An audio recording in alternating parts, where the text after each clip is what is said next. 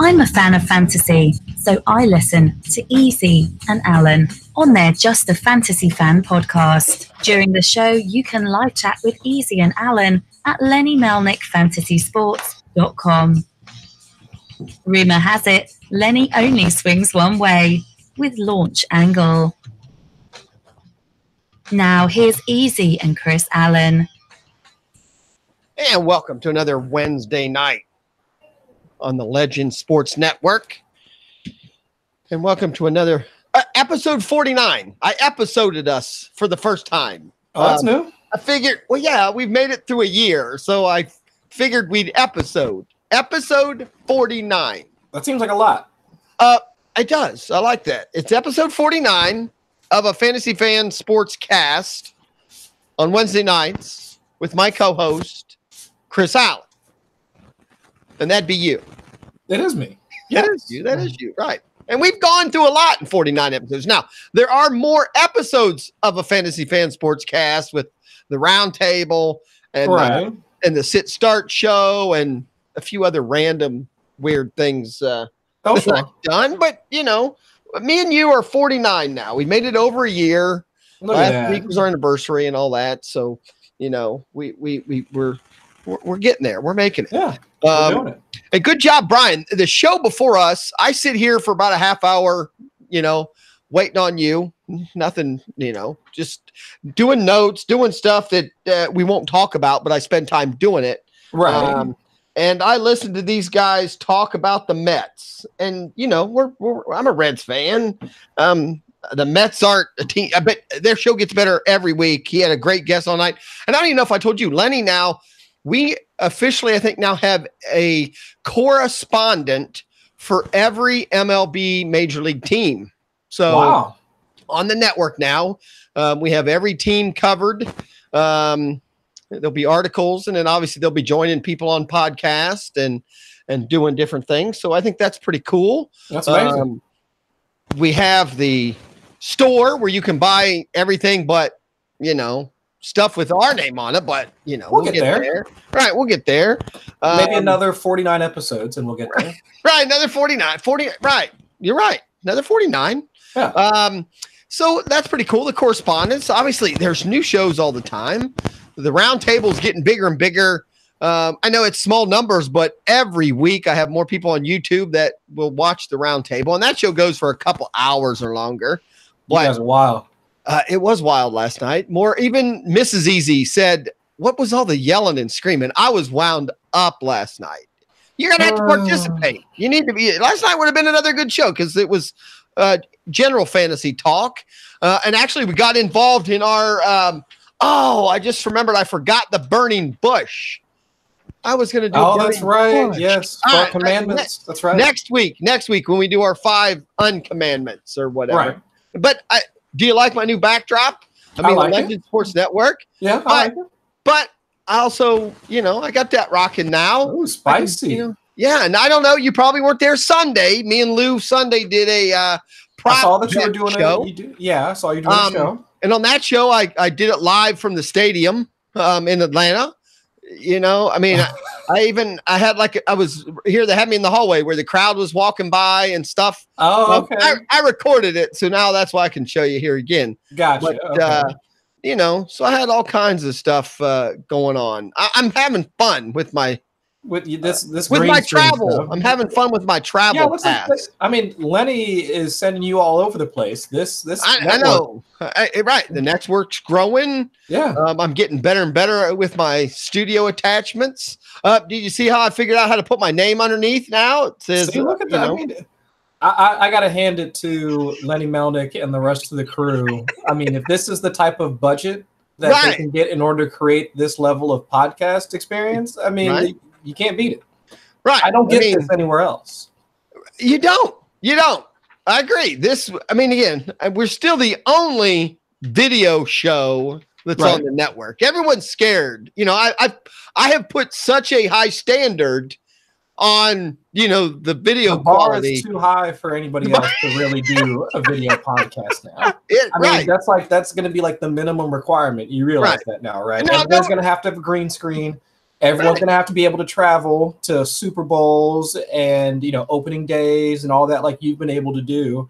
Right. So, I mean, see, Chris, you're setting the standard. You are a trendsetter. 1 and 2 shows ago, we agreed. Back at episode 1, we agreed all the time. Now we stopped agreeing months ago, but I have to agree. I'm agreeing a lot with you right now. Well, I'm just saying, find me another podcast where you have the host going out to all of these different venues in order to be a part of the games. I haven't seen one like it. Me, we listen to almost every single podcast under the sun. So, I can't find another podcast where I can get this level of experience. Right. While you were talking, I went over to Yankee Stadium while you were talking. Yeah. I agree. Again, we bring very little value to people who want to know anything about baseball or football right at the moment. Correct. But me and you, if anything, we have learned to entertain each other. Yes, for at least an hour to an hour and a half every week. Right, at least an hour. We have learned how to entertain each other. And for some reason, that seems to be fine with me. It works for me. Right. It does work for me, too. For 49 weeks, it's definitely worked for me. Right. And I think we've thrown a little, information out there, for the people, Yeah. So the prop bet, you know what? Prop bet I hit on? I don't know. Are you a prop bet guy? Not yet. I haven't got into prop betting yet. I figure I'm just going to try and stick to DFS as much as possible, because if I get into actual sports betting, that opens up a whole Pandora's box I'm not ready to hop into yet. I figure I'm going to hold off. I'll hold off until next season, and maybe I'll dip my toe in. But prop betting, I know that's the way to go. Here's the problem. My prop bet I came up with, again, me and a companion that you also are aware of, we kind of, have our own site where we have invested a little bit of, coin. And I went there to place my prop bet, and the coin had disappeared. Oh, so by the time I discussed with him that we need to recoin, I gave up on it. Didn't set my prop bet. But my big call of the day was that Edelman was gonna be the MVP, and yes. that was paying 66-1 at the time. Mm-hmm. So that was my pick. Yeah, that was my pick. Oh, that was your pick. No one was picking him as the main guy. Everyone was picking quarterbacks, and that obviously didn't happen. Well, yeah. The chat room. Hi, blah, blah, blah. Hi, Chris. Blah, blah, what happened? And more like it. The chat room was down. I don't know. Maybe I wasn't paying attention. Was the chat room down for a minute? Yeah, it just went into the refresh screen for a second, and then that's because everybody wants to go see us on video. They want to see where Easy's coming from tonight. And I've just been coming. I've been working with logos tonight. There, I'm go back to baseball screen right now. Okay. Baseball, but the Legend Sports Network. Lenny did a 24-hour podcast. Nice. I was in the chat room for a lot of it. I felt bad when I went to sleep at 1:30 in the morning. Because one, the information was good if you're a baseball guy, and two, he just kept chugging. And then obviously it was a big deal. We had almost, I don't know the exact number. We didn't quite get to 100 people in the chat room at one time, but I think we got in the 90s. So that was pretty cool. I don't know. You listen to a lot of podcasts. Have you listened? Has anyone that you know of done? He did the whole 24 hours, no calls, no guests. Just him. I've never seen. The only thing that I've heard of that's similar to that is, I guess, ESPN. They do like a 24-hour. ESPN with like 9 people and production, they rotate it out like every 3-4 hours or something like that. So I've never heard of anything like that where it's just one guy handling the full 24 hours. I've never heard of that. It was, and now, I'm not going to say he didn't repeat himself a little bit. It's Lenny. He did great. He told us, a lot of stories. It was just, he talked about, just how he started in fantasy. I think this is his 26th or 27th year that he's been doing fantasy. And it was cool. A lot of us got wrapped up in it, meaning when it was time, when he was at that 24-hour mark. Now, me and Lenny disagree on a few things. And when he was about the 23 and a half hour mark, unfortunately, maybe fortunately for him, they went into a subject that me and him disagree on. And I kind of kept the wheel oiled for that, hour, because it was a good conversation, obviously, because, we had different opinions and it was on trading, and stuff like that. So we went back and forth, and you know what? In the back of my mind, I'm like, maybe I helped Lenny push through, you know what I'm saying? By disagreeing with him and giving him a great topic. I would think that the interactions are what kind of keeps you going, because I just couldn't think. I can't think anybody would have too much enjoyment just sitting there talking to themselves for 24 hours. There has to be some interaction with some other people to kind of keep the conversation flowing. Andrea kept him in the, she would feed him every once in a while. Popsicles were popular. He'd do a lot of popsicles. I'm not sure. I didn't hear if it was true or not. I don't think I ever heard him really eat real food other than popsicles and a couple things. Every 3 hours he had to reset Mixler. So he was offered the air for, just a minute or two while they reset everything. And then he just kept going. It was phenomenal. It was actually pretty cool and fun to be a part of it. And that's really impressive. He did it to kind of, to start the baseball season and to start, just to kind of show that this network's going to go somewhere and that he's behind it. So I thought it was pretty cool. I'm the opposite. You know me, I think I can talk visually. Me and you've done the show a few times where we couldn't see each other. Sure. And that's a little, that can be a little harder for me. But I think if I had someone else to look at and talk to and argue with, I could go for a while. But I figure at best I could probably do around, I could say maybe 3 hours. 3 hours. I think you and I could probably go for like 3-4 hours. Yeah, I think we could. We've knocked that out. Right, just me and you. The round would probably be a stretch. The round table has done 3.5 hours twice. We've had 2 3.5 hour shows twice just on the round table. So I've been trying to keep it in the 2 hour mark a little bit, but it's fun. And that being said, I'm going to get Lenny on because during his 24 hours, I threw up in the chat room for his opinion I put in our 5 commandments and asked Lenny, I said, what's your opinion? And did he have a strong take either way? Oh, he had a real strong take, believe it or not. Okay. And I found that interesting. So again, I will get him on, and maybe we need to have him on this show because me and you went back and forth on what we thought the most important one was. And Lenny doesn't even think what we think is the most important even should be on the list. So, let's have discourse. I would love to talk about it. And again, I do realize he was 24 hours into a show at that point. But he didn't think identifying value was a skill that mattered much, meaning he feels need is more important than value. And I kind of get that, but I still, in my eyes, value and need, there's still something there, if they're close, meaning if I can get a need and a value in the same range, obviously that's a good thing.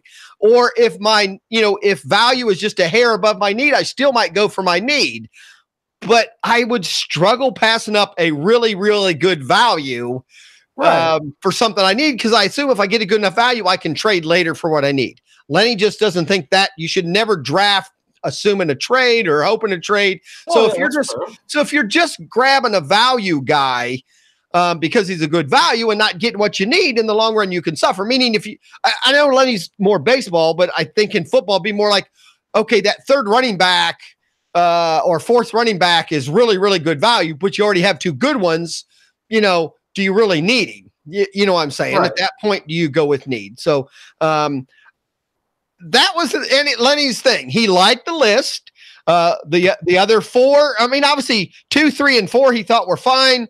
He's iffy on the trade. He knows in negotiation or trade can be a skill, but again, he's not a big trade guy, so he doesn't think that was really a necessity. But now on the round table, when I brought this up last night, the 4 of us on the round table, those 4, they all agreed with us. They thought value was very important to your fantasy draft and just your regular, to me, value can even go down to obviously when you're trading, value is important. And also when you're setting lineups, value can be important. So yeah, absolutely. That's why I'd love to hear his, I guess, anti-take for what we would identify as being a pretty important skill for being a fantasy player. So that, let's get them all. So now I'm in here trying to catch up now with Andrea. Laugh out loud, kind of. I think she's wanting to, I think she was in the chat room last night again. I think when we did the 5 commandments or 5/skills, whatever we wanted to call them. And we and you had decided number 1 was the ability to identify value. Right. Number 2, roster management. Number 3, the skill of drafting, which Andrea and Lenny think drafting should be almost number 1. They think that's the most important. That if you draft well, all the other stuff is less important. And I mean, I see that. I see that. But I kind of go a little bit the other way, where if I have the right value, if I miss on drafting a little bit, if I have the right value, I have trade, I have other options. But hey, that's why we do this stuff. So there can be a little bit of debate. Then obviously 4 was risk management, and then 5 was trading or negotiation. So those were our 5. Like I said, the people in the roundtable last night pretty much agreed with it. And could not come up with a 6th, meaning those are 5 skills, and they could not come up with what at least didn't fit in one of those categories already. It was kind of neat that this one little thing me and you did is now, gone, on a few shows. And like I said, me and Lenny went back and forth for about an hour on that topic, roughly, between that and trading and how important it is at the end of his, 24-hour-a-thon. So it was pretty neat.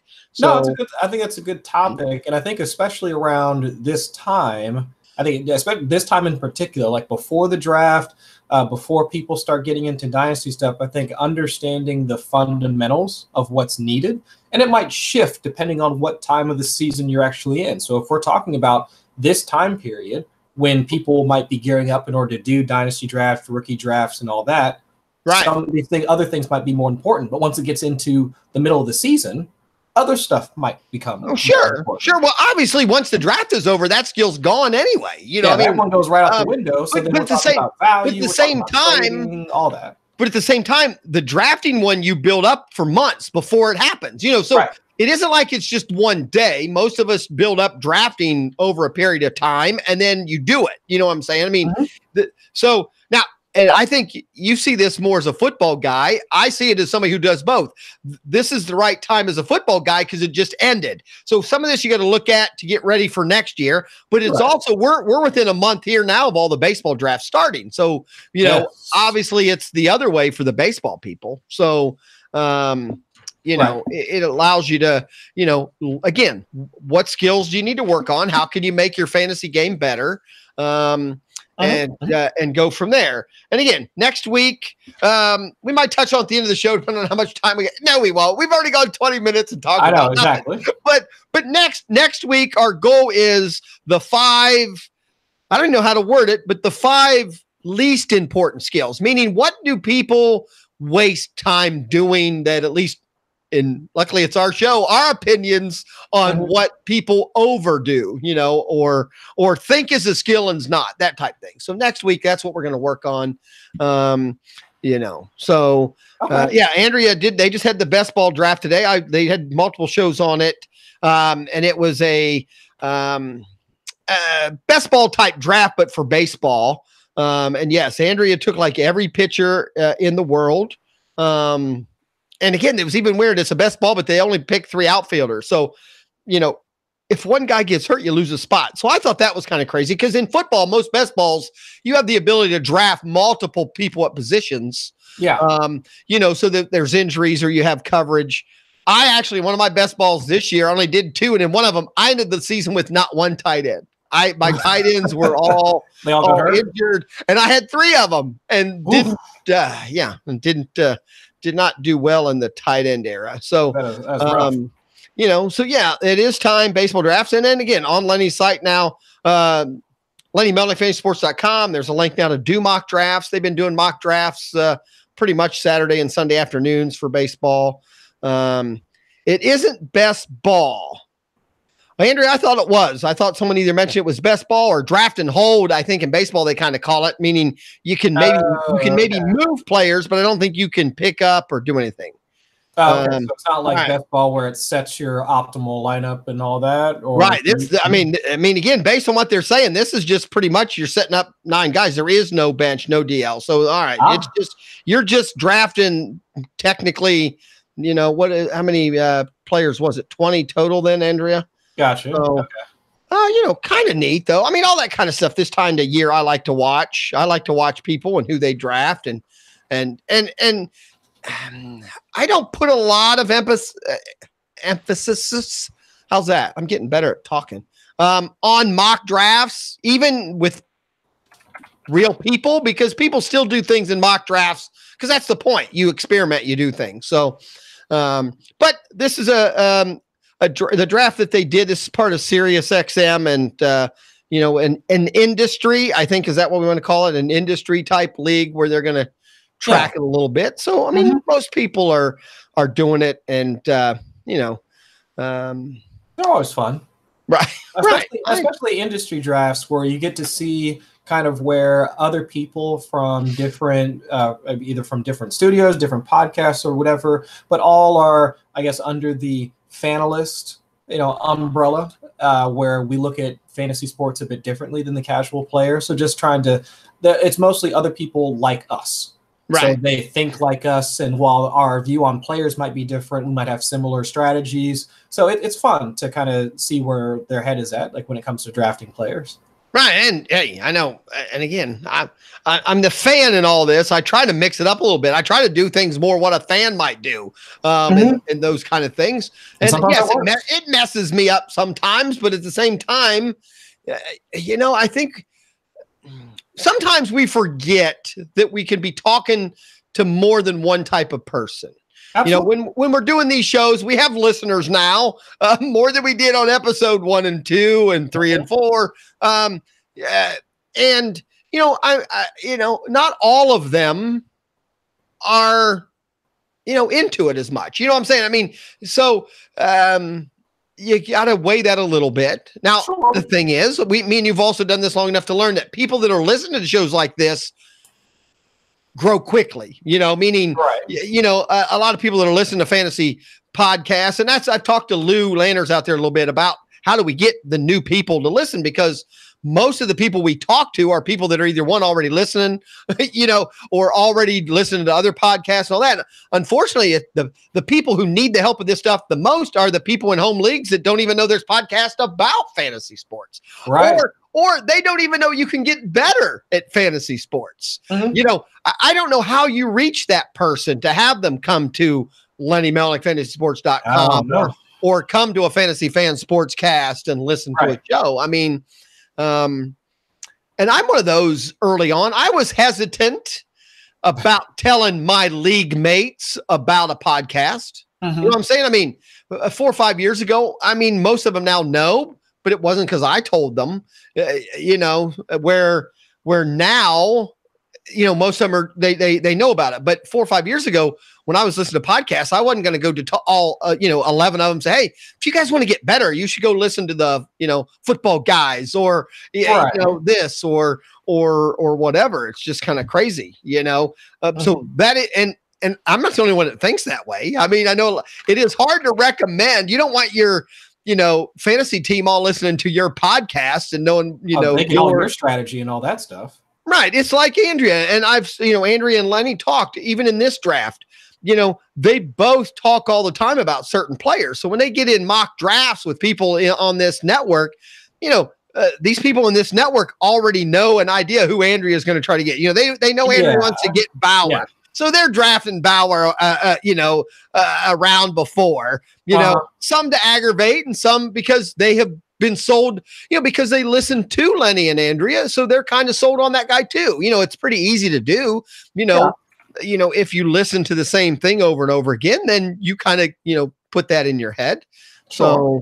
So, right. I agree. Lenny and Andrea do not target the same because they do a show on Sirius.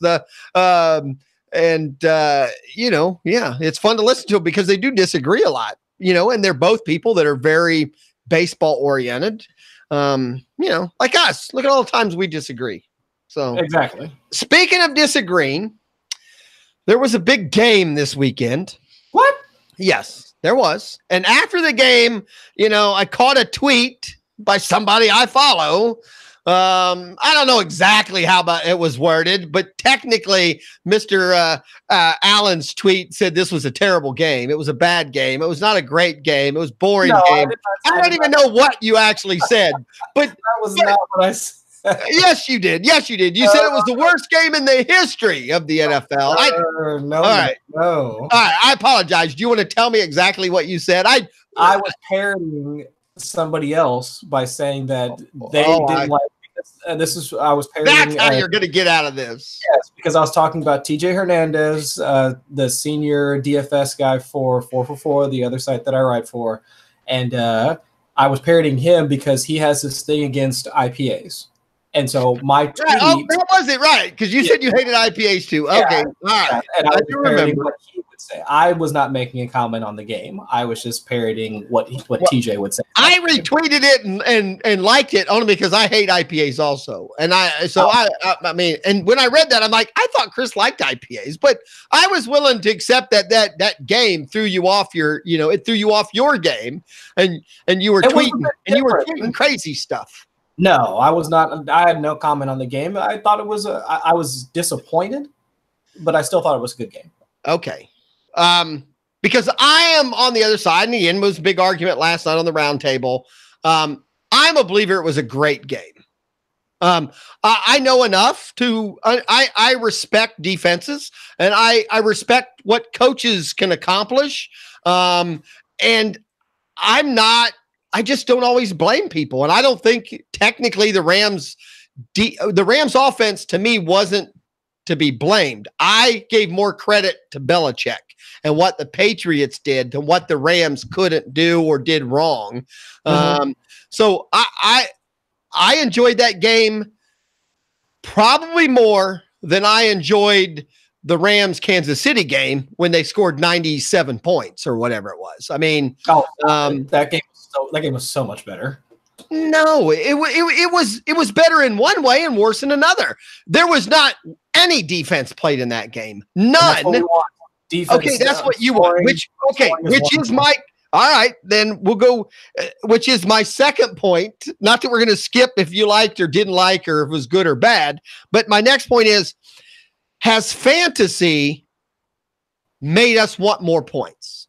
Meaning before I got into because I even know I'm in fantasy leagues now that they just keep juicing up the way the rules are. So we score, even in fantasy now, we got teams scoring 250 points every week, even though if you had kept the scoring the same and you won by, if you won 100 to 60, you still would have won, but now you win 260 to 150.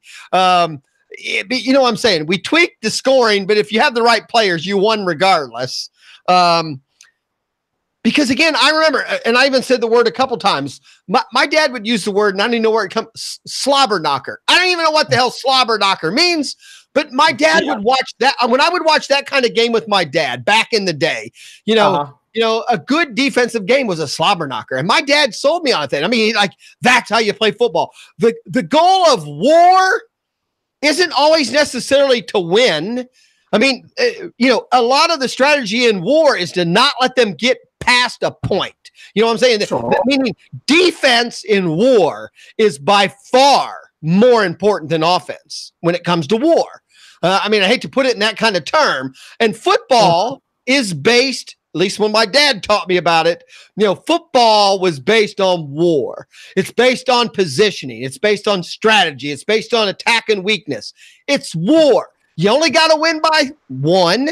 You can win 3-0. But the objective, my dad taught me the game was, you stop them. You don't need to worry about what you can do. Meaning, and I still watch games today that way. So I found this game extremely enjoyable, and it was one hell of a slobber knocker. I don't know. I mean, I guess I can understand from the point of you need a defense in order to stop the opposing offense, but I think the same could be said the other way around, is that if you don't have a solid offense to even generate points, then it really doesn't matter. Because if that were the case, I mean, while the Patriots defense played well and were limited Jared Goff, but the Rams defense actually they played fairly well too when they only limited the Patriots to 13 points. So you still need an offense in order to generate enough pressure for the opposing defense or for the opposing offense in order to keep the game going. So there has to be, I think there's a give and take. I mean, because even with the best defense, you still need an offense in order to do that. I mean, look at what happened with the Jaguars last year. They have one of this historic defense, but they had Blake Bortles sitting under center, and they were, I guess, 2 games away from the Super Bowl. Right, but that's still my point. You can, if you only have to score as many points as you keep the other team from scoring. So you still also need to be able to generate points. Well, sure. And I mean, it's even back to war. If your goal is just to never let them get past this point, you're never going to win either. Right. Eventually you have to sneak around. Sometimes you got to put in a spy. Sometimes you got to do something. But my point is, the Bears did it with defense. There are teams that can do it with defense. The problem is we weren't sold on this game ahead of time being a defensive game. So to me, it was harder for fans to swallow. Meaning if the 85? Am I saying that? 85 Bears. If the 85 Bears was in this game and they were the Patriots and they'd have kept the Rams only scoring 3, no one would have said one word about the Rams sucking. Not one word. They just said those damn Bears are the best defense ever. They would have given the credit to that defensive team because we would have gone into that game looking for that defense. No one went into this game thinking, this is going to be a 3-3 game in the third quarter. I can't wait. We didn't go into it that way. So I think, again, people, humans have a way of whatever's in that mind, they keep it in there. And then their assumptions or their belief of what they think is going to happen when it doesn't happen, they look for mistake. They look for why it didn't happen that way. I saw it a lot. They sucked. I bet in their same comment, they'll say they bet the over. Well, that means they sat down watching that, hoping that game was going to be, because I think the over was 60, 56, 65. I don't know, somewhere like that. I know it was in that range. So, like mid-50s, I thought. So obviously everyone thought it was going to, so again, if you bet the over and it was 3-3 in the third quarter, you were pissed. I mean, but yeah. So you were looking for reasons why it didn't happen. And that's my point. I think I think in my mind, what I know about football, that was one of Belichick's best games in this run. Meaning, back to what I said about war. Generals know I have to stop them. But at some point, a good general knows I might have less people, but if it works out right and I attack this way, I can still win. And Belichick did that. He drew the line in the sand, didn't let them pass. At the same time, he was able to just shoot 1 or 2 guys across the border to get the goal accomplished. And that's why, if he'd have come out later and said, my goal was only be ahead by 3 at halftime so that they would not go into the halftime and do any adjusting, I would have believed him. I'd go, I bet he did that. Meaning, no offensive team is going in at halftime down 3 and changing their whole offensive philosophy. They're not going to do that. Yeah. But you know what? I've read that all week on Twitter and all that. Oh, McVay screwed up. He didn't adjust to the game. He didn't do this. I'm like, they were down 3. What adjustments are you going to do down 3? None. I mean, no. There were plenty of adjustments that he could have made because they didn't exploit anything that the Patriots defense was giving them. The Patriots were weak against running backs. Todd Gurley had 0 targets in the game, and C.J. Anderson only had 3. 2 didn't come until the third quarter. Patriots were also weak against 12 personnel or having 2 tight end sets, and they didn't utilize any of that. Gerald Everett, one of the most athletic tight ends, actually at this point in the game, I think he's probably more athletic than Gronk, at least based off of Gronk's injuries. He didn't receive any targets. Tyler Higbee didn't receive any targets. The only thing that Jared Goff was forced to do, he was forced to become a pocket passer when he's more effective on play action. So that's the reason why most people were disappointed, was that they're expecting offense, because Sean McVay has been a genius, or a wonder kid, as they've called him, because he's been able to utilize these parts and pieces in a way that makes them most successful. But in the Super Bowl, he turned Jared Goff into a pocket passer when he's a non-mobile and not a pocket passer. Your exact argument, which I don't agree with, I have heard that argument all week, and that's the truth. No, it's not. It's the truth It's the truth in your eyes. In your eyes, that's the way you see it. The Patriots are weak against these things. Sean McVay has been known for exploiting. My argument against that is Belichick knew where he was weak, so he said they were doing defensive things. I watched. The Patriots did not win just because Bill Belichick defense was doing things they hadn't done all year. Yes, but Sean McVay's offense also didn't do things that they had done all year. And I have to stop you on that, because that's where. This is what I brought up last night, and I love my roundtable people, but they're a little slow. You get, because we've talked about this before, and I truly believe this. The two coaches, because I think these are both two very good coaches. So let's go there. I agree with that. I really believe this was 100% what we have talked about in the past with poker. This was one of those where they both played the I know he knows, so I'm going to do this. And I believe McVay overthought that much, meaning I really believe that McVay sat down and went, I know Belichick knows we can do this, so he's going to do that. But I know he knows I think he's going to do that, so I'm going to do this. I really believe he got out coached, because I think Belichick went one more I knows. I know that seems hard to follow, but I really think that McVay, actually the mistake he made is that he got a little caught up in battling what Belichick might do.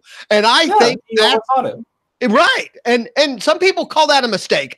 My point is, I think he did it at even a higher level than people. People just think, oh, he just didn't do it right and was done. No, I really think they did it 3 levels higher than we all think it happened.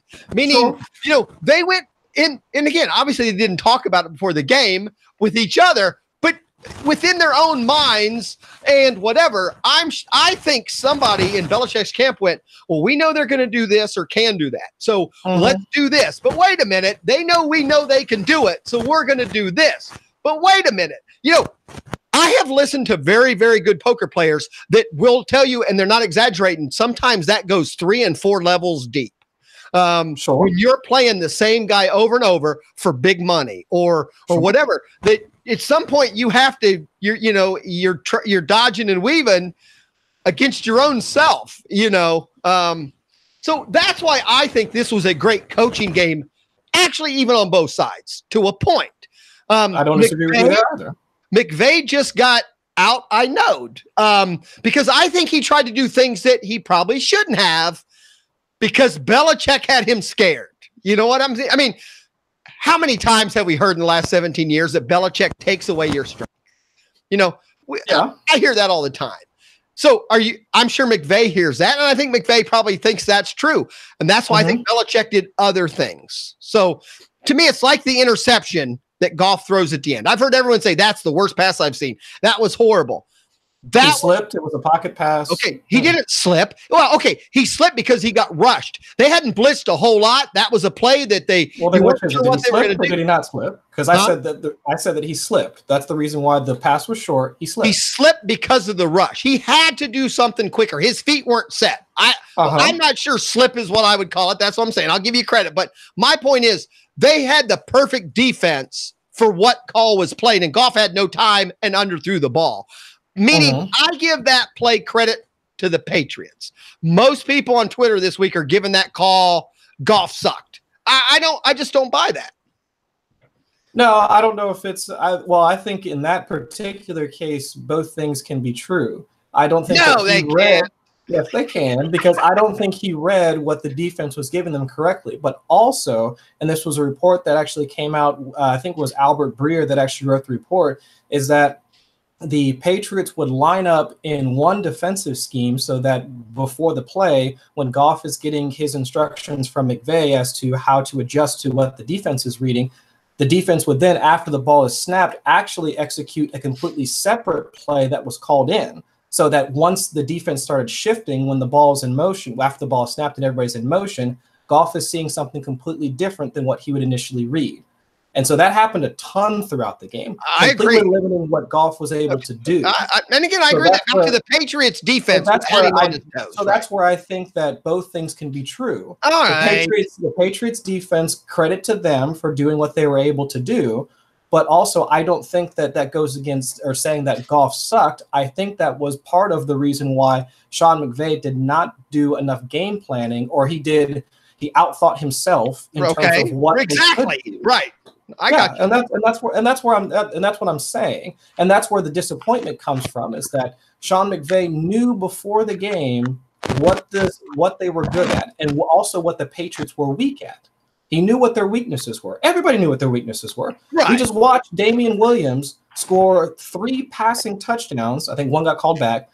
But 3 passing touchdowns. A running back scoring 3 passing touchdowns. A running back scoring 3 passing touchdowns. And I'll say it one more time. A running back scoring 3 receptions for a touchdown.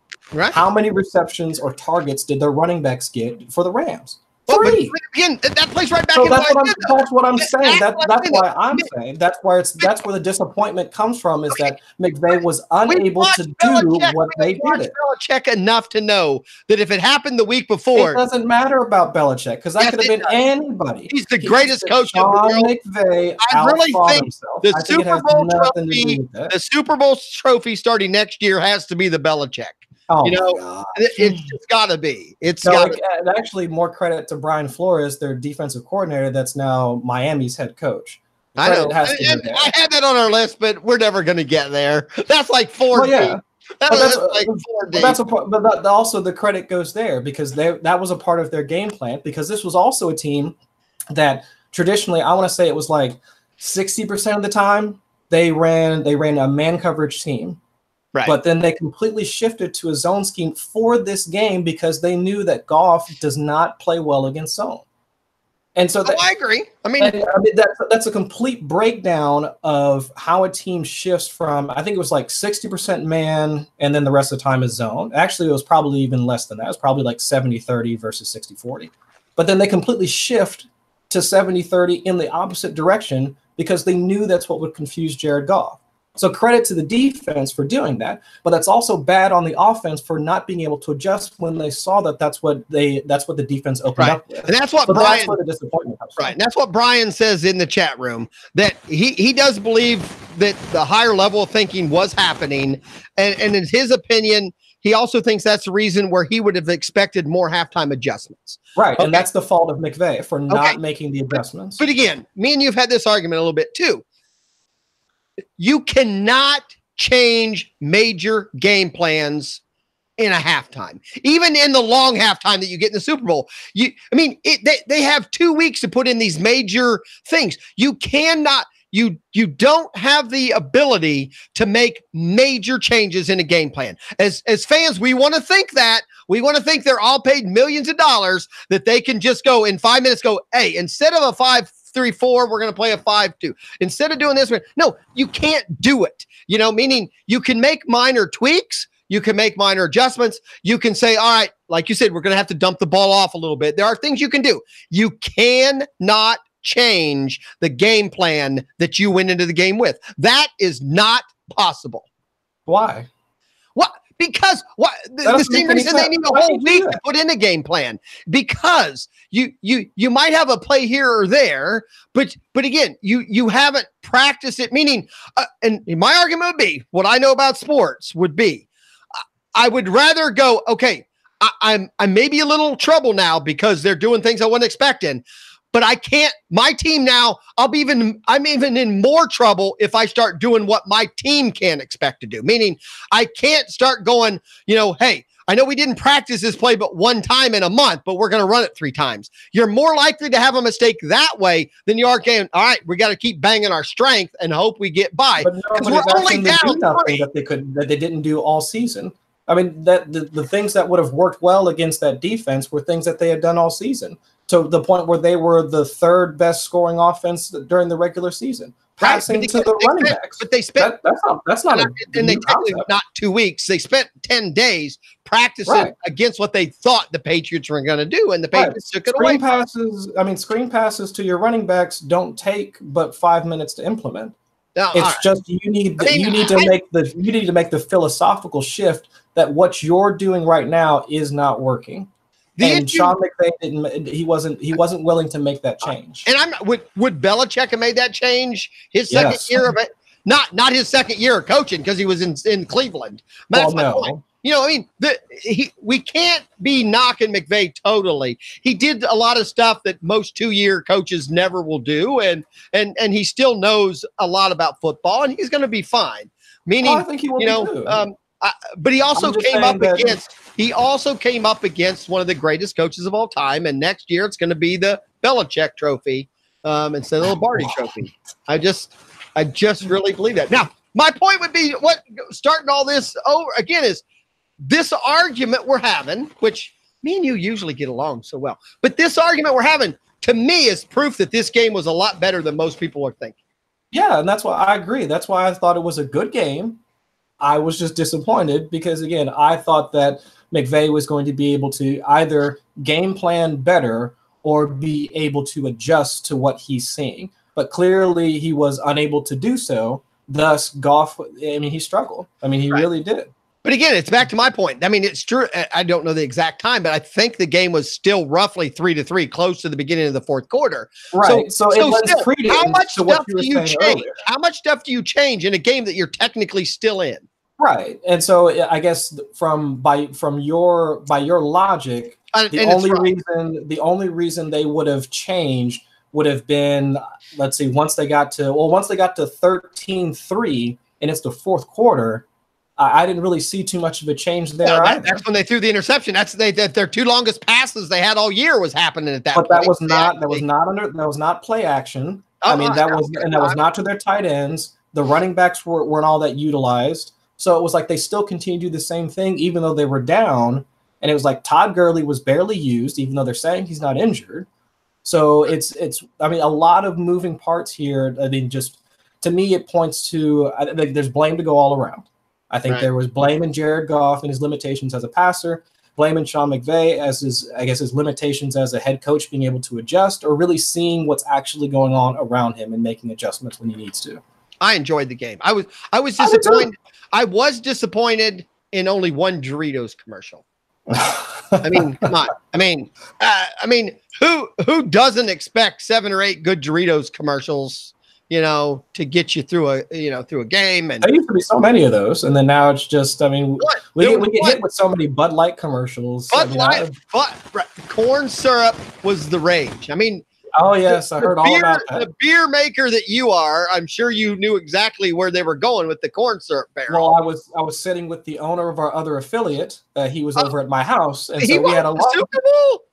Yeah, we invited him over. The kids run around and all that. So of course, we had a long conversation about that after the corn syrup. Yeah, me and him had that. We had a different conversation, which he wants to. I don't know. Did he talk to you? He wants to do a beer show, but that's what I've heard. He was bitching about the yeast, and me and him argued for a half hour on the yeast. Yes. He says it's an ingredient. I say it's not an ingredient because it's been filtered out. You're not ingesting it. Budweiser isn't letting one little yeast thing go into that can because they can resell that to make dog food. So my argument is it's not an ingredient. It might have been used to make it, but it's not an ingredient because it's been removed. That's the definition of an ingredient. It's what's used in order to make the product. No, that's a recipe. Yes, ingredients is part of a recipe. But if you use it to make it on anything that someone's going to ingest, the ingredients on a can or a bag or whatever is is what's left that you would ingest. And there is no yeast left in that can. So because you're not ingesting yeast, that's not correct. An ingredient. They have filtered that out. No more than you can say it's got sunlight in it because we use sunlight to grow something, or it's got now. But we don't use sunlight in order to do that. Well, it doesn't matter. I'm saying in general, meaning because the other person we're discussing then said, well, what about hops? They don't say there's any hops on there as an ingredient. And that's what gives it the flavor, or part of it. So that would be my argument. Other than that, hops is an oil, it's a little different, but it's used for flavoring. I don't know that you actually ingest the hop either, but I don't know. They filter that out too. I'm a Bud Light drinker. I don't drink Bud Light, so. But I did think the commercial was a little bit funny. I'll give it that. Yeah, I'll give it that. The commercials were lame. Now, again, Brian, he's a Mets guy, so I mean, everything he says has to be right. He does like the idea, and that's why I'm reading this. He likes my idea that the Belichick Trophy is a good idea. Lombardi's been celebrated too long now, but he does think, though, that in the 80s, it should have been called the Noel Trophy. So, Yeah. I mean, is that if we're going to have the top 3 or 4 coaches, would it be Belichick? Noel, Lombardi, would it be? I mean, Belichick, Noel, Lombardi. I'm trying to if you're going with championships. I mean, I'm forgetting his name. Who was with the 49ers? Oh, gosh, I cannot remember his name. I like to think of Sam Weiss, who worked for the guy, but I know that's not him. Obviously, he has multiple rings from back in the day. So that's the key. Is it ring? Actually, take that back. Should be the Phillips Trophy. Give it to Bum Phillips. He's one. Bum Phillips. But I love Big Bum. Yeah, give it to him. Bill Walsh. Right, Bill Walsh. He put Bill Walsh in there. So Bill Walsh would be up top. Now, I'm a little biased, and a lot of people don't talk about him, but Paul Brown, a lot of people will say, the football we know today, Paul Brown brought to the game of football. He was a huge proponent of the air raid, Air Coryell system. West Coast offense. Bill Walsh was an assistant coach and worked under Paul Brown. So I would have a little bit of argument if you're going to, and that's a fair argument because that's all we care about right now are these like high flying, pass happy offenses. That's what everybody wants to see. Right. And it was Paul Brown, Bill Walsh. I mean, they were part of that. But the other thing that people don't realize that Paul Brown, because the reason Paul Brown never gets mentioned is there was no Super Bowl back then. But with the Browns, he won many of championships. Mm-hmm. I mean, in his day, he won a lot. So right. Paul Brown got a team named after him. I think I read that, though. I'm not sure it was named after him. I think it was more coincidence. I've heard. Now, maybe I need to go back and read my history. I don't know that the Browns – I don't think the Browns are called the Browns because of Paul Brown. But no, because I thought, who was their? Oh, was it Modell? Was he the original? Art Modell was one of the. Maybe his dad. Sorry. Maybe. Sorry, I don't know my history of the Cleveland Browns. Too far back. That's too far back for me. I think Modell owned it for a long time. I wasn't sure if he was their original owner though. I forget. Right, but I'm just saying, Paul Brown deserves a nod up there. Again, for what he did, but right. I guess, like I said, I enjoyed the game. I'm not one of these, and I put soccer in everybody's. Excuse me. Oh, let me hit the cough button. Oh my gosh! Oh, there. Now I hit the cough button. I paid for it and I never use it. The big cough button. Because your toys. To me, the number one sport in the world is soccer. In the world, yes. Soccer games are exactly what we saw in the Super Bowl this weekend, which is very little scoring, all kinds of defense, a lot of things going on that someone like me, I have no clue. When I watch a soccer game, I think it's the most boring thing in the world. I believe the net should be twice as big, and they should have I think each team should have a goalie in the same net. Let's let them bastards fight it out every once in a while. I would watch the game. But my point is, the most popular sport in the world is really based on not scoring. It really, and then we have one Super Bowl that's a defensive gem, and everyone thinks it's the worst Super Bowl in the history of the game. Well, I think that was a lot of that again was a part of we've got this offensive talent, and we've got all of these parts and pieces that with both fantasy owners and sports bettors, they are ready to see fireworks. I mean, if you got even a hobbled Todd Gurley, Robert Woods, Brandon Cooks, you got Tom Brady, Julian Edelman, you got Gronkowski, all these huge fantasy pieces, we're expecting more than just 13-3. I think even if we had gotten like to 20-17, 20-13, I think people would have been satisfied with that. People would have been disappointed. They would have been satisfied to that. But having 16 total points scored after last year, we had 60 some odd points scored in the Super Bowl. That's what it's just looking at those two back to back. It's like, well, what happened? Right. So I agree. I mean, my problem is last night you started hearing things about ratings and blah, blah. My problem with people who throw that all out is there is such a large majority of people that watch this one game that don't have a clue about football. So for those people to bitch and not tune in or tune out or do whatever, to me has no bearing on the game being good or bad either. People were telling me, it was the worst game because the ratings were low. Yes, it was a bad game for people who don't know anything about the game. They wanted their square. They paid $5 to win, and that square had 48 points on it. So, F them. I mean, that person is not who the ratings are for. I mean, that rating number is for people to watch. Super petty and live in New Orleans and not watch it at all. That had the lowest Super Bowl ratings in the entire country. They can lie. They were listening to it on the radio or something. The Nielsen ratings showed they had their market. The Nielsen ratings, like for their market area, they were the worst in the entire country, which I think is hilarious. Brian says Wikipedia that Paul Brown, who Coach Bill Walsh once called the father of modern football. I agree with that. The team was the namesake of the first coach. So I guess they're called the Browns because of Paul Brown. They were Paul Brown's team, so they called them Browns. All right, I'll give them that. All right. That's awesome. So he was their first coach. He's got a team and a stadium, huh? You got to love that. That definitely has to get you on the Mount Rushmore of coaches, right? Come on. Is he going to make it into like the Hall of Fame for owners or something like that? Paul Brown, I don't think he'll be in there for owners. He is in there, though. Paul Brown's a Hall of Fame coach. I'm saying for owners. That's what I'm saying for owners. Yeah, but I don't think it works that way, right? If you're already in for one thing, can you get in for the other? Yeah, because what is it? The coach of the Bears, daggone it. Why is that name like escaping me right now? Ditka? Yes. Didn't he get in there as not in for as a coach? When you go in, he was a coach, but he's in because he was one of the greatest tight ends. But there was a huge discussion about him going back in as a coach. That's all I'm saying. My argument is I thought when they put him in, that was part of, meaning he was the first tight end to ever get in. But the fact he coached also helped. I thought he got in because of both, actually. Now,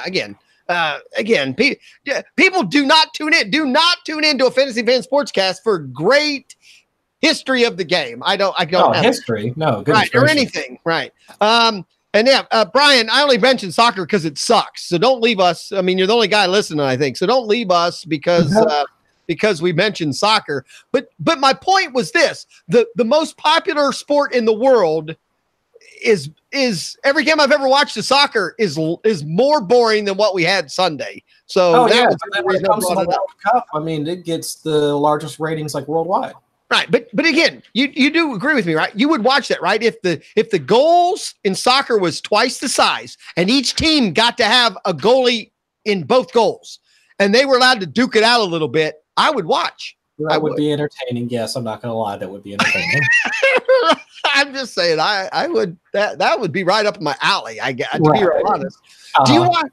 But I do the same thing for baseball. For me, if they take somebody out there and like take one of the bat boys or whatever, and then they're just running by with those little mini bats that they sell sometimes, just like whacking some of the players in the knees. That would be entertaining to me. No, it would be entertaining. I would watch baseball more. The bat boys out there like that's kind of interesting.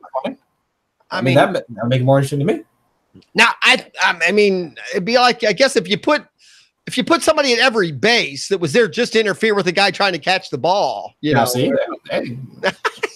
you will lose every fan we have that's on the. Probably because I know this is like a huge like baseball. Oh yes, because they're really. I mean, they announced new baseball rules that are in in negotiations right now, and some of them. Oh yeah, is that the designated the designated DA? hitter, which most people think is going to happen regardless, even though a lot of people don't like it, it's going to happen. But then, then also the pitch clock and the fact that you have, and the other thing is when you put a pitcher in, he has to pitch to at least 3 batters, so you can't switch three in a row and all that. I heard rumblings on it. I love baseball. I love baseball. Mm-hmm. But at the same time, I'm not a purist, and that kind of in Lenny's Lenny's world, that kind of puts me lower in the totem pole. Oh, sure. Because I don't know. I don't. I'm one of these people that change isn't a bad thing all the time. Now baseball players, baseball purists think it's the devil, but you're changing the game. I mean, changing the spirit of the game. Okay. There were a lot of people that thought the same about the forward pass in football back in the day. There's always things that change, and there's still people that think the offensive rules are set too one-sided. Oh, sure. But then we have a game like we had, and people are it's like you can't please everybody. You can't, but you need to try to please me. That's the important part. I think it's a selective outrage. I think that's the new thing for our culture nowadays. Selective outrage. We choose what we want to be upset about and yell about on social media. I know. And I still would like to see Mr. Met and Mr. Red go at it. I think we talked about that one night, didn't we? Maybe it was my. No, yeah. I thought we talked about that. They both have that big ass baseball head. Yeah. They're two of the wimpiest mascots in the world. I would go to that MMA match where those two, Mr. Red and Mr. Met, are going. As long as it's two mascots fighting against each other and not a mascot and an athlete.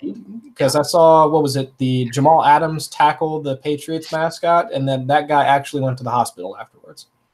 Look that up. Look that up. I will. I'll have to look that up. Yeah. It's a big deal. Now, I think it happened like 30 years ago when the Stanford's mascot is a tree. And I remember when the tree attacked another mascot on the thing. It was pretty funny. That happened like 30 some years ago. I mean, when your mascot is a tree, that's like as wimpy of a mascot as there is. And he went tree on somebody. That was what was funny. He got mascots fighting. I'm all about it. Oh yeah. I mean, if you're going to put on the head, defend your damn team. There you go. That's what we could do to make baseball more entertaining. Have the mascots running around on the field. I got you. A mascot fighting area. Boom. There you go. See, that would be okay. Instead of going to instant replay, whenever it's close, you put the two mascots in the ring, and then whoever survives, right? I mean, we're an ADD culture as it is. So if they do the instant replay thing, just have the mascots start fighting. People watch that, like, what's going on? Problem solved. Amen. All right. I mean, I agree. I mean, it's like boxing. I grew up in a big boxing family. Boxing's dead. I mean, there is no boxing. I mean, it is all MMA. My sons they go to every MMA fight. They go blah, blah. But when I turn on ESPN boxing on Friday night or HBO, because there's nobody, I mean, my kids will go, when is he going to kick him? When's he going to take him down? That's because we want blood. We want more blood. That's why people like MMA versus boxing. And then also, whenever we have a good boxing match, everyone becomes a boxing expert.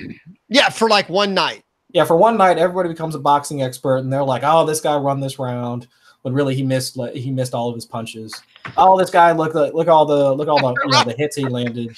Well, again, it's because our kids just aren't happy anymore. No, that's what I'm saying. Selective outrage. Everybody wants these things. And it is back to, and I mean, I make fun. I mean, everything else in science fiction slowly becomes true. If you watch the old Star Trek shows where they had the communicators and shit, now we have iPhones and, I mean, it's just, we have drones now. You now can put your cell phone up to your face and scan it, and some doctor somewhere will tell you what's wrong with you. All that shit was in Star Trek, But if you think of when I was a little kid, my dad took me to see Rollerball. Did you ever see the original Rollerball? I remember there was a second one that came out like in the early 2000s or late 90s, something like that. My point is, that was a violent sport. And I think that's where we're headed. Meaning, if baseball dies or football dies, will it die for even a more violent sport? You know what I'm saying? Yes. I agree. I agree. It's back to boxing died because MMA is more violent. We are probably, I would say, and this is me not being like hyperbolic, but we're probably 2 generations away from us just bringing back gladiators, like actual gladiators. I mean, I don't think I disagree with you all that much. At a minimum, obviously in the future, it'll be robotic humans down there. You'll have everything but the death part, meaning, the guy will get the thumbs up and stick the knife in him. But, the next day the kid, gets his joystick taken away for a month or something. And he comes back. Who knows? Right. Because we'll probably over the next generation, we'll go in one direction where everybody's doing like esports is now like the huge rage, which I'm definitely a part of. I'm here for that.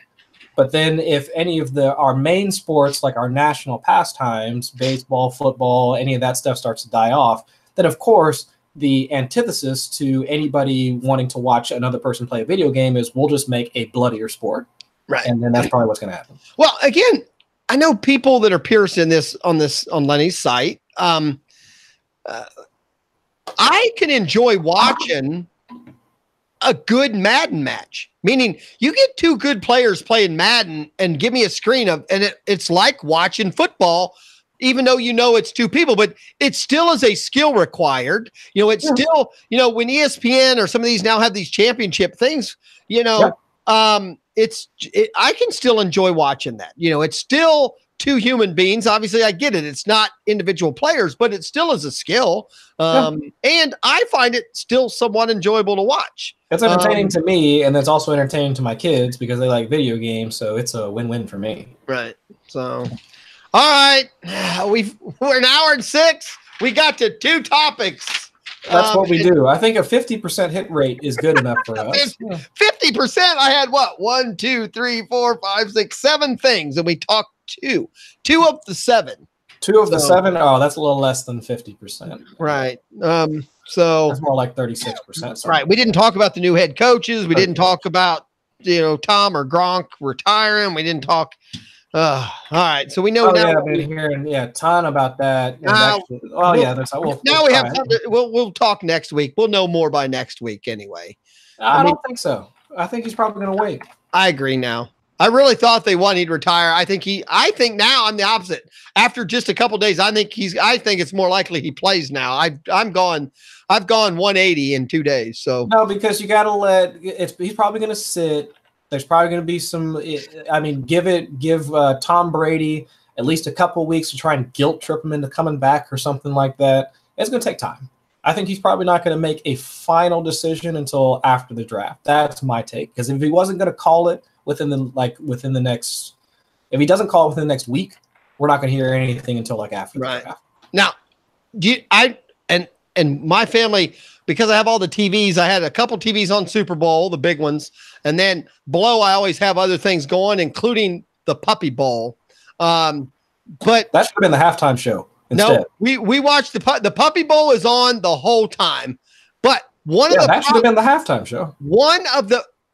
You don't like Adam Levine's nipples? But absolutely not. I do now. We need rules on whose nipples can be shown during the halftime show. No, last time I checked, I think we have those rules. No women nipples. No women nipples like that. We're not allowed. No women nipples, but we're allowed men nipples. That's the rules. All right. On the Puppy Bowl, on the one website where they were taking prop bets, you could bet on the Puppy Bowl. But they were pretty unique. One of the Puppy Bowl prop bets was, will another puppy make a sexual gesture towards another puppy? Meaning, was there going to be any humping in the Puppy Bowl? What are we doing as a society? Really? I laughed. I cracked it up. And I have to be honest, I watched the whole Puppy Bowl. Did you bet on that? I told you. I didn't have any cash. My bankroll. Oh, that's right. Because my bankroll guy moved it to a place to play poker instead of prop betting. But my point was, I watched the Puppy Bowl out of the side of my eye the whole time, just waiting for one puppy to start humping another puppy because I found that funny. I found it funny. That's me. I've got a great sense of humor. Uh-huh. All right, we got top. I don't have to do any homework. We have multiple topics. We're going to talk head coaches. We're going to talk, the retirements. We're going to talk the 5 non-fantasy skills. Yes, burning bush. Which again, I mean, that'll help even people doing baseball. I mean, hey, there's a lot of things out there people are wasting their time doing. Right. And who, if we aren't the people to help those people? We are men of the people. Yes, yeah. Now nobody. We talk Brian right out of being here. He's gone. We had Andrea earlier. I gotta say tonight was maybe a slow. And again, I think the problem is not a problem. Hey, I don't want to work that way. There is so much going on the website now that it used to be there's only a couple shows. You popped in the chat room whenever there was a show because that's when you knew people were on there. And now there's just always somebody on. So there's always chat room stuff going through the day, and so and also I mean football's dying down, so I understand. Well, football, right? But we try to throw in fantasy stuff there. And normally we throw in a few sports things. I didn't talk. I mean, obviously the Super Bowl was the big sporting event. Oh, sure. I know NBA's got some stuff going down, and their trade deadline is this week, so we might have a little basketball to talk next week. But that'll be it. Chris, we did it. Episode 49. Episode 49 is in the can. See, that's another that's a jargon I've learned now that I'm in the industry. In the can. I'm learning that. In the can. I used to think in the can meant something else, but now that I'm a radio broadcaster, in the can means it's recorded, it's done. Oh, is that like a business? Like in the biz? I'm in the biz. That's what people say? Okay. I'm in the industry. Hey, okay. And I have a green screen. That's all. All right. I got to figure out. I'm still working on figuring out how to get you in part of the green screen where I can put your name underneath it, and then obviously I will have control of changing that name throughout the show. That I'm looking forward to. Yeah. All right. All right. Everybody, if you're still here, thanks. The people who download us, we actually get downloads. I mean, sounds good to me. I know. I mean, I'm not sure I had a goal, or you had did you have any goal on how many people you hoped would listen to us someday? Was that ever something you even thought about? No. Me neither. But let's put it this way now. We have more than what I'll say public, and I even use the word public school.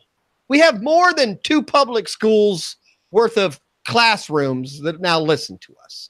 Meaning impressive. Yeah, so we're at least talking to 2 classrooms of children or whatever. You know what I'm saying? So, between 60 and 80 people listen to us now. We're available wherever great podcasts are found. We're on YouTube, but mainly we're at LennyMelnickFantasySports.com where we're on demand. And Lenny will be back tomorrow morning at 9 talking baseball. They'll be talking baseball all day tomorrow. Which is good. JJ at 2. He's one of my favorites. So a lot going on. The Fisticuffs show is tomorrow night. We have this show called the Fisticuffs. When you hear the name of a podcast called Fisticuffs, what do you think's going to happen? What do you think you're going to hear when you listen to that? We fighting. They love each other. I have to get in the chat room and stir stuff up because the 2 people love each other. They agree on everything. I'm like, that's no fun at all. No, right. It should be, love cuffs or something, but it's not fisticuff. I'm like, geez, stir it up a little bit. That's what we do. We stir it up, Chris. Yeah, we do. That's what we do. That's what we do. All right, everybody. Thanks for being here. Wednesday nights, 10 o'clock, LennyMelnickFantasySports.com, the Legend Sports Network. Chris, where can people find you? Find me on Twitter at Chris Allen, FFWX. All right. And I'm just, like it says below my name, if you're on YouTube, I'm just at a fantasy fan. How more basic can it be than that? I'm at a fantasy fan. Easy peasy. Easy peasy out. Say goodnight, everybody.